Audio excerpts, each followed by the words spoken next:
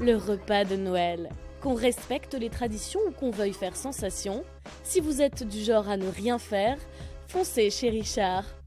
Des plats surgelés qui feront mouche pour faire croire à la belle-mère que c'est votre touche. Plein de recettes gourmandes pour recevoir une tonne de compliments sans le moindre mérite. Tous les fainéants sont les bienvenus chez Richard. Jouer avec excès comporte des risques. Richard ne se tient pas responsable si votre famille découvre les emballages dans la poubelle. Ne le dites pas à mes chefs, le podcast d'une humoriste pas très vaillante, réalisé par Laura Taouchanov, épisode 12. Salut les amis, j'espère que vous allez bien. On se retrouve dans cet épisode, le dernier avant Noël, J-6. J'espère que vous allez bien, que vous êtes en forme, a priori pas trop puisque c'est la fin de l'année. Et ça tombe bien, je suis là pour vous redonner un peu d'énergie. On commence avec 2 infos de la plus haute importance. Premièrement, aujourd'hui c'est la Saint-Urbain, notre cher pape, de 1362 à 1370. Qui s'en fout ? Moi. Autre info, j'ai toujours pas reçu le message Loukoum 92, voilà, donc ça c'était la preuve, y a un mec qui m'a dit qu'il écoutait mes podcasts, j'étais pas sûre de le croire, donc je lui ai dit ok très bien, et si tu entends cet épisode, envoie-moi Loukoum 92 par message sur Instagram, je n'ai toujours pas reçu ce message, voilà, donc c'est la preuve qu'il ne faut pas faire confiance aux hommes, il m'a menti. Je voulais aussi vous partager une petite citation envoyée par mon amie Delphine pour me donner un peu de courage dans la vie. Ne croyez pas que l'on peut changer un homme, sauf quand il a des couches. Voilà, c'est gratuit. On parlera pas de la Coupe du Monde, s'il vous plaît. C'était horrible. Genre, vraiment, je pense que mon cœur a pris 10 ans dans la gueule. Genre, ça battait la chamade. Franchement, première mi-temps, j'en avais rien à secouer. J'étais sur mon téléphone, c'était boring. Deuxième mi-temps, vous pouvez pas nous faire ça. En plus, on était dans un pub serré, il faisait chaud, il y avait plein. J'avais qu'une hâte, c'était de sortir du pub. Le match était interminable. On passait par des émotions, mais j'en pouvais plus. Je pense qu'il doit y avoir vraiment un boom là pour les entreprises qui font les dessous de verre en carton dans les pubs, parce qu'avec mes copines, on en a cisaillé une dizaine. Genre, il y avait une pile, c'était hyper gênant. La serveuse, elle venait récupérer les verres et les miettes des dessous de verre en carton. On a fait vraiment une pile de trucs déchirés tellement on était stressés, c'était horrible. Bref, n'en parlons pas. Enfin, on vient d'en parler, mais bon, vous avez compris. Sinon, vous en êtes où là dans vos cadeaux de Noël ? Moi, c'est un peu la course, comme tout le monde. J'ai pas du tout anticipé. Mais le tout, c'est de trouver des trucs pas chers qui ont l'air chers, non ? Moi, mon kiff, c'est d'offrir des places de théâtre parce que ça pollue pas, ça fait vivre les artistes et j'offre des souvenirs. Et par contre, c'est le moment où tu choisis la place, c'est vraiment une lutte interne parce que, genre, c'est ouf. T'as un fauteuil à côté qui vaut 25 € de plus et juste à côté, t'as une chaise. Genre, c'est vraiment la lutte des classes, le théâtre. C'est-à-dire que tu peux être assis à côté de quelqu'un qui a payé 40 € de plus. Et c'est juste parce qu'il aura un fauteuil en velours. Et j'étais au théâtre à Dublin il y a pas longtemps. Il y avait des places fauteuil, il y avait des places chaises, il y avait des places tabourets, donc sans dossier, et il y avait des places debout. Genre, tu voyais vraiment l'évolution de la société en fonction des moyens, quoi. Enfin, vraiment, c'était un délire. Donc voilà, donc ceux à qui j'offre des places de théâtre, ne vous vexez pas si vous avez une vieille chaise, mais les temps sont durs. Aussi, ouais, je voulais juste, avant qu'on rentre dans le vif du sujet de cet épisode, je voulais partager avec vous épisode 435 des raisons pour lesquelles je suis célib. J'interviewe un mec mignon, un politologue trop choupi. À la fin, il me propose un café. Moi, je dis non. Pourquoi je dis non ? Parce que j'ai peur, je sais pas qui va payer, je suis gênée, j'ai peur qu'on ait rien à se dire. En plus, ça m'arrange pas d'être célib en ce moment, puisque les applis, ça sert à rien, là. Genre, il y a beaucoup de gens qui sont déjà en vacances et qui sont rentrés à Dublin. Donc moi là je me tape que des Irlandais qui vivent aux 4 coins du monde. Et quand je dis je me tape, c'est l'appli qui me propose leur profil. Voilà. Irish guy living in America, from Dublin, living in London, living in New Zealand. Pourquoi vous vous connectez si vous rentrez juste pour les fêtes et que vous habitez loin ? Vous êtes relou, il y en a qui bossent là.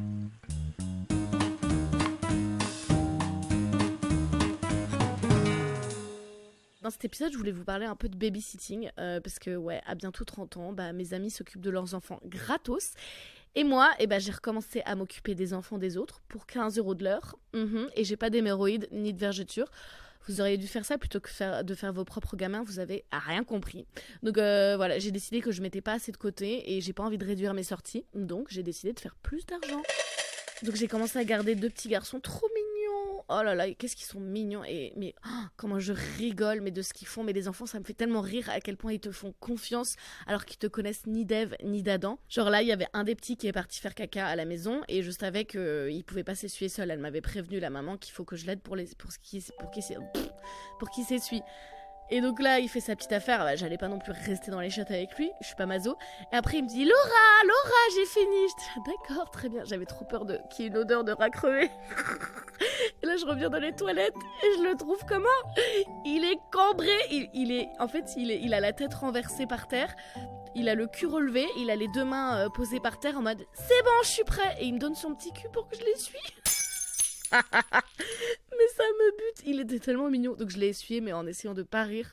Franchement, c'était trop drôle. Et aussi, le pauvre, franchement, je vais le traumatiser du toilette parce qu'on est allé au parc et en fait, il avait envie de faire pipi. Et donc, bon, bah, je prends l'autre petit pour qu'on le suive et qu'on soit avec lui. Il va derrière un arbre et là, je sentais qu'il était pas bien, mais je comprenais pas trop pourquoi. Et là, il commence à faire pipi, mais il se fait pipi partout dessus. Et je dis, ah bah mince, tu t'es fait pipi partout et tout. Bah, c'est parce que tu m'as pas prévenu assez tôt. Il faut prévenir un peu plus tôt si t'es pressé comme ça et tout. Et en fait, sa mère m'a expliqué après que bah non, il faut lui tenir le zizi. Il a 3 ans, le petit, il sait pas le faire tout seul. Oh mon dieu, mais le pauvre, ça se trouve, je l'ai traumatisé parce que mais en même temps, tu vas pas tenir le zizi d'un enfant si on ne l'a pas demandé. Genre, ça fait bizarre quand même. Mais je me rends compte que je connais rien aux gosses. Genre, apparemment, elle m'a dit que quand je change la couche du petit qui a 2 ans, bah, faut que je mette le zizi vers le bas. Attends, vers le bas ou vers le haut? Oh, et bah, je sais pas. Le mec, j'ai failli lui faire une circoncision sans savoir, quoi. Je crois que c'est vers le bas parce que sinon ça lui fait mal. Enfin bref, oh là là. Et toutes les 3 secondes, j'ai peur de leur créer des névroses parce que je sais à quel point ça peut aller vite en une phrase. Et par exemple, il y a le grand là qui mangeait des pâtes et sa mère elle en avait fait pas mal et bon bah et lui il mangeait quasiment les 3/4 des pâtes. Son petit frère il mangeait moins.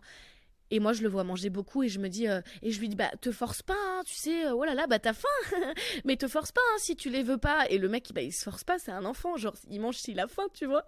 Et moi, j'arrêtais pas de dire, mais t'inquiète pas, te force pas, si tu les veux pas, on n'est pas obligé de tout finir et tout. Oh, attends, mais à cause de moi, ça se trouve, il va avoir des troubles alimentaires, mais un enfer. Et sinon, j'ai remarqué qu'avec ces enfants que je garde, là, maintenant que je suis un petit peu plus vieille, hein, bah, c'est tellement pratique pour pécho, quoi, les enfants. Enfin, genre, je les ai emmenés donc au parc, comme je vous disais, et il y avait plein de darons seuls. C'était que des mecs, que des papas. Donc, soit il y a eu un petit divorce, une petite épidémie de divorce, soit, bah, en fait, les femmes faisaient juste les courses de Noël. Et genre les enfants là, mes enfants que je garde et leurs enfants là, ils voulaient jouer à la même balançoire. Donc on les poussait chacun notre tour. On attendait que chaque enfant monte. C'est bon, vous êtes prêts? Oui, c'est bon. Moi je poussais à droite, lui il poussait à gauche. C'était une balançoire commune en fait. Quand le papa a fini de pousser, je dis les enfants, on dit merci beaucoup monsieur. Et puis après il part et puis on les poussait chacun notre tour comme ça et puis après on comparait un peu les goûters qu'on avait apportés aux enfants. Ouais bah nous on a ça, oui bah ils ont l'air d'aimer. Je faisais trop l'ancienne alors que les petits je les gardais depuis même pas 2 jours. Et puis après, je partais avec la petite poussette et puis il me tient la porte et je fais ah oui, c'est vrai que c'est compliqué avec 2 enfants. J'ai filé des mouchoirs pour son fils. Enfin, franchement, c'est beau, putain. Et enfin, je pouvais lâcher le bide parce que ces 2 gosses là, ils sont blonds aux yeux clairs. Donc clairement, je pourrais être leur mère. Du coup, j'avais une excuse. Donc, je peux enfin lâcher le bide. Bah ouais. Oui, je suis ronde. J'ai expulsé 2 êtres humains de mon corps. J'ai du mérite, d'accord? Personne n'est censé savoir que j'ai juste une passion pour la bière et le fromage. Mais là, je vois vraiment la diff avec le babysitting quand j'étais plus jeune. Genre là, ça me fait vraiment plaisir. Genre vraiment, j'aime ça. Et quand j'étais jeune, mais ça me gavait, ça m'intéressait, mais tellement pas, je m'ennuyais. Oh, je me sentais seule, isolée. Genre, en plus, quand tu fais du babysitting, c'est pas comme les darons. Genre, tu fais ta vie et les enfants sont là, tu les surveilles. Là, tu dois jouer avec eux. C'est proactif. Enfin, c'est. Oh là là, genre, je me souviens, je gardais pas mal une famille avec 3 enfants. Je crois qu'il y en avait 3. Bref, et le plus jeune, c'était un bébé, mais franchement, il était affreux. Enfin, je suis désolée de dire ça. J'espère qu'il va mieux aujourd'hui physiquement, mais il était affreux. Il avait une tête de lune, il avait une tête toute ronde, il était pâle, il faisait peur, quoi. Il était immonde. Et genre, parfois, la nuit, il se réveillait, enfin, la nuit, quand je le gardais le soir, là, il se réveillait et il réclamait des câlins. Genre, moi, je rentrais dans sa chambre, parce que je l'entendais hurler, le pauvre, et je voyais ce petit Casper, les bras tendus vers moi, le nez plein de morve. Oh là là, j'avais pas envie. Je le prenais dans mes bras, mais en essayant de pas croiser son regard, parce que il était terrifiant. Un samedi soir, je vais les garder, là, donc Face de pleine lune et ses frères et sœurs, et on avait regardé un film, ça s'appelle Bee, donc abeille en anglais. Et donc quand les parents rentrent, je leur dis, bah voilà, on a fait ça, on a regardé Bee, et là ils se décomposent les deux. Et donc je leur explique de quel film je parle, et là, soupir de soulagement, ah, Bee, l'abeille. Bah ouais. Et j'ai capté après qu'ils avaient peut-être un porno avec des bisexuels cachés quelque part, vu leur réaction, genre j'ai pas compris. Mais par contre, ce qui était cool avec le babysitting, bah, c'était la bouffe. la bouffe. Ça dépendait des familles, mais si t'as du bol, c'est Disneyland les placards. Surtout que chez moi, il n'y avait pas trop de cochonneries, pot de Nutella, machin. Donc quand j'allais chez les gens, mais c'était ouf quoi.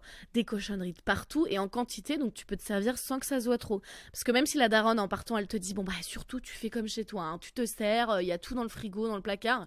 Moi je me sentais hyper gênée de me servir. Donc je ramenais les Putain, ça fait trop pitié quand j'y pense, mais je mangeais et je ramenais les emballages de gâteaux dans mon sac. Et je me débrouillais pour les jeter dans la rue parce que je voulais pas que ça se voie. Enfin, je sais pas, j'étais gênée.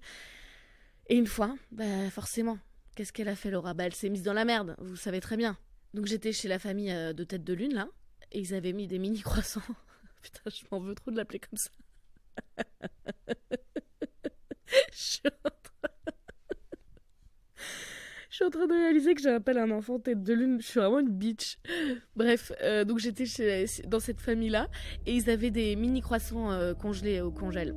Boum, j'en sors deux. Je regarde pas du tout les instructions sur l'emballage. Je les fous sur une assiette et hop, ça part au micro-ondes. Le micro-ondes est réglé sur le grill. Moi, je ne vois pas ça. Je fais pas gaffe parce que je vais faire pipi. Je reviens, il y a de la fumée, mais de la fumée partout noire et ça a cramé. Donc j'ouvre vite le micro-ondes, les croissants, c'est 2 bouts de charbon, laisse tomber, et l'assiette, elle est noire, cramée, cassée en deux. Donc je me débrouille pour aérer toute la soirée pour pas que ça pue le cramer quand les parents rentrent, mais en vrai, vu la fumée, à mon avis, c'est sûr que ça sentait. Et l'assiette, bah, hors de question pour que je la mette dans la poubelle, on sait jamais, tu vois. Donc je l'ai foutu dans mon sac, mais quelle galère. Genre j'avais mes cours dans mon sac justement, le brûlé a dégueulassé toutes mes feuilles, c'était un enfer. Et bon voilà, les croissants congelés de chez Picard, mais plus jamais quoi.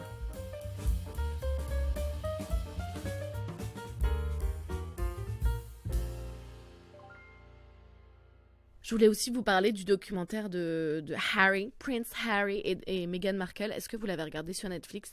Je sais qu'il y a deux camps.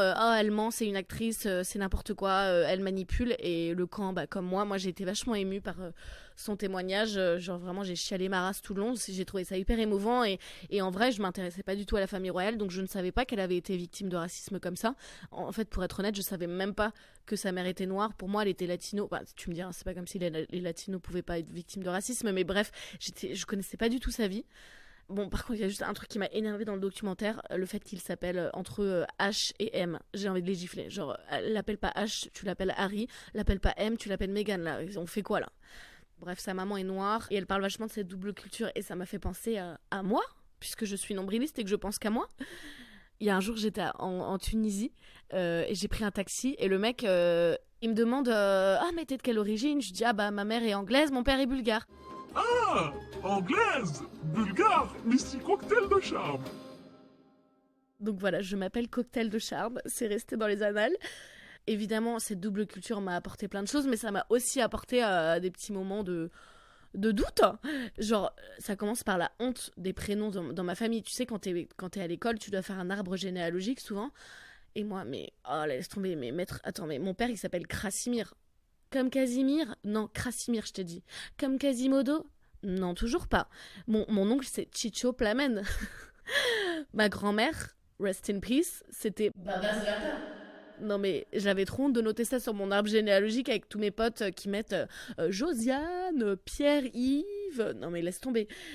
Et côté anglais, va expliquer que la grand-mère, elle s'appelle Jean. Alors ça se prononce Jane pour les femmes, mais Cimer quoi.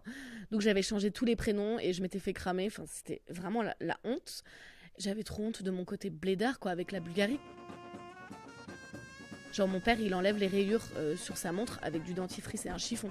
Il lave ses tongs à la machine. Il répare les sacs plastiques, les cabas qu'il a payé 30 centimes avec du scotch. Par contre, réparer son mariage? Non. Et chaque vacances que je passais en Bulgarie, donc je passais souvent le mois d'août, tout le mois d'août, et puis d'autres petites vacances par-ci par-là, bah, je devais m'habituer aux Bulgares. Enfin, pour moi, tout était un peu différent là-bas quand même. Par exemple, rien que le simple fait de dire oui ou non, c'est pas pareil. Là-bas, tu hoches de la tête. Si tu hoches la tête, ça veut dire non. Si tu fais le signe non avec ta tête, donc de droite à gauche, ça veut dire oui. Du coup, il y a un jour où j'étais dans le bus était bondé. Il y a une femme qui me demande si je veux m'asseoir. Moi, je hoche de la tête, enfin, je hoche la tête comme ça pour dire oui. Et la meuf se lève pas. Et j'étais allée voir mon père en disant bah, c'est pas sympa, la dame, elle m'a proposé que je m'asseye et puis elle s'est pas levée. Mais tu lui as dit oui comment? Bah comme ça. Ah bah voilà, bah en fait je lui ai dit non. Et du coup la meuf elle a dû se dire que j'étais ingrate parce que je disais non sans dire merci. Du coup on a un peu appris le bulgare à la dure comme ça, parce que mon père nous parlait pas bulgare à part pour dire... Nique ta mère, va brosser tes dents et tais-toi ou tu vas t'en prendre une. Donc en fait on connaissait certains mots mais clairement on n'était pas... on parlait pas couramment. Et il y avait souvent une amie de mon père qui nous gardait et elle parlait pas un mot de français. Donc c'était compliqué pour se comprendre. La seule chose qu'elle savait dire, je sais pas si c'est mon père qui lui avait appris, mais c'était pipi, caca, manger. Donc à chaque fois elle nous regardait, dès qu'on parlait entre nous, et elle nous regardait, elle fait pipi, caca, manger. Et nous on était là, non c'est bon. Et on regardait la télé pendant des heures avec elle, des séries ou des films américains, genre doublés par des bulgares, mais c'est à mourir de rire. Il y a une voix bulgare d'homme là qui lit le générique à la fin. Donc t'as tout le nom, ou au début. Et donc t'as tout le nom des acteurs qui est lu par un bulgare, mais c'est trop drôle. Sarah Jessica Parker, Brad Pitt, Angelina Jolie. Enfin, c'était à mourir de rire. Et entre chaque scène, elle nous regardait en fumant ses 12 clopes par heure. Pipi, caca, manger. Et quand on disait oui, elle était dans la merde parce qu'elle savait pas pour lequel c'était. En Angleterre, forcément, il y avait moins de chocs culturels. Ma plus grosse découverte, je dirais que c'était l'été dernier. J'étais à un mariage avec mes parents et j'ai appris que ça se fait pas du tout quand t'es une femme de faire un discours à ton mariage. Ou de faire un discours au mariage d'une amie. Genre, les femmes ne font pas de discours. J'étais choquée.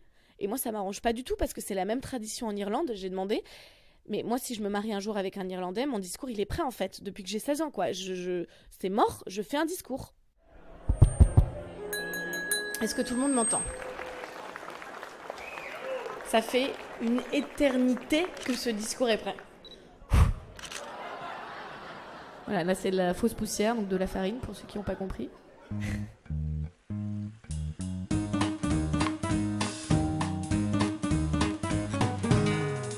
La semaine dernière, je vous disais, j'ai oublié mon challenge, voilà le nouveau défi que je veux me lancer, d'apprendre un nouveau mot toutes les semaines pour avoir un vocabulaire un petit peu plus étoffé.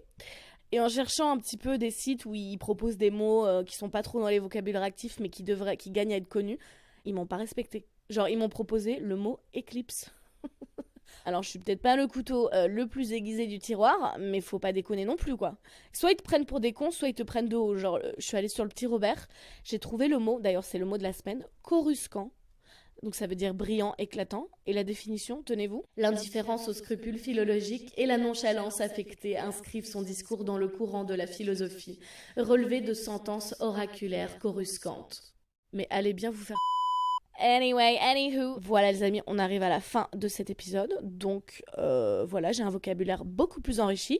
Et maintenant, je vais prendre en charge mes petits patients. C'est l'heure de Dr Lolo. C'est Dr Lolo. Viens voir le docteur. Viens voir le docteur. Cette semaine, on a un message d'un certain Pierre qui nous vient tout droit du Canada, du Québec. Qu'est-ce que Dr Lolo peut faire pour toi ? Vous avez un message. Allô, docteur Lolo. Le Québec a besoin de vos conseils. Je crois que je suis amoureux de mon meilleur ami avec qui j'ai du sexe absolument incroyable. Je sais pas quoi faire. Help! Alors attendez, pause. Moi j'entends ça et je me dis non, il y a plus à cette histoire. Il y a quelque chose que je ne sais pas. Donc je demande plus de contexte à Pierre. Écoutez ce qu'il me répond. Voilà, depuis quelques années, j'entretiens une relation avec mon meilleur ami. Une relation sexuelle absolument incroyable. Mais il se trouve qu'il est également mon patron, qu'il est également l'amant de mon ex et l'ex d'un de mes meilleurs amis. Bref, notre relation ne nous appartient pas qu'à nous-mêmes. Et il se trouve que j'ai beaucoup plus de sentiments pour lui que lui en a pour moi, visiblement. Il n'assume jamais notre relation, je sais pas quoi faire. Bref, si t'as des conseils pour les relations beaucoup trop compliquées, avec beaucoup trop de rapports entre les gens, je suis preneur. Mais faites hyper attention quand vous venez consulter, parce que si vous donnez pas tous les détails, moi je peux vous faire un mauvais diagnostic et donc une mauvaise prescription. Genre le jeune Pierre a failli repartir avec du Xanax, alors qu'en fait c'est juste un coup de pied au cul qu'il lui faut. Déjà, comment tu fais pour avoir exactement la même voix dans les deux audios ? Enfin, franchement, chapeau. Moi, à 30 minutes d'intervalle, je suis plus la même femme. Genre, parfois, je dois réenregistrer un bout de com sur un reportage pour la radio. Et souvent, je dois tout refaire parce qu'il y a un décalage entre mes deux voix. Genre, il y en a une, je suis une jeune pucelle de 15 ans, et l'autre, on dirait que j'ai bu du ciment brûlant qui m'a dégommé la gorge, quoi. Bref, rien à voir, je m'égare. Pierre, enfuis tout de suite. Quelqu'un qui n'assume pas d'être avec toi, c'est quelqu'un qui n'assume pas d'être avec lui-même, en fait. Si ton délire, c'est les fantômes, tant mieux. Mais si Casper, ça t'excite pas des masses, alors tu fuis. Je te connais pas, mais j'imagine que tu mérites quand même un peu mieux. Après, il y a une partie de moi, mais ça, c'est la partie toxique qui va te répondre. J'ai envie de te dire, toi, tu dois être un super pote parce que c'est avec des gens comme ça qu'on a des histoires croustillantes à l'apéro. Donc pour tes potes, je vais te dire merci. Et deuxième chose un peu toxique, j'ai envie de dire, au moins tu te sens vivant, quoi. Non ? Même quand t'es mal, même tu te sens vivant. Moi, quand on me ghost ou quand il m'arrive un truc triste ou voilà une histoire qui marche pas, mais il y a une partie de moi qui me dit je me sens vivante, quoi. Je souffre, je sens mon corps, mon cœur qui est lourd, je suis là, quoi, je suis vivante. Mais bon, je pense que je suis un peu psychopathe. Et pour répondre à ton autre interrogation, moi je sors jamais avec des mecs qui ont trop de connexions autour de moi. La dernière fois que ça m'est arrivé, je me suis fait gifler devant tout le lycée, rappelle-toi. Moi, la petite gifle devant le lycée, clairement, elle m'a calmée. Donc aujourd'hui, je sors qu'avec des mecs qui ne sont pas dans le même périmètre que mon entourage, voilà. Donc ça veut dire que je ne sors avec personne. Allez, bye.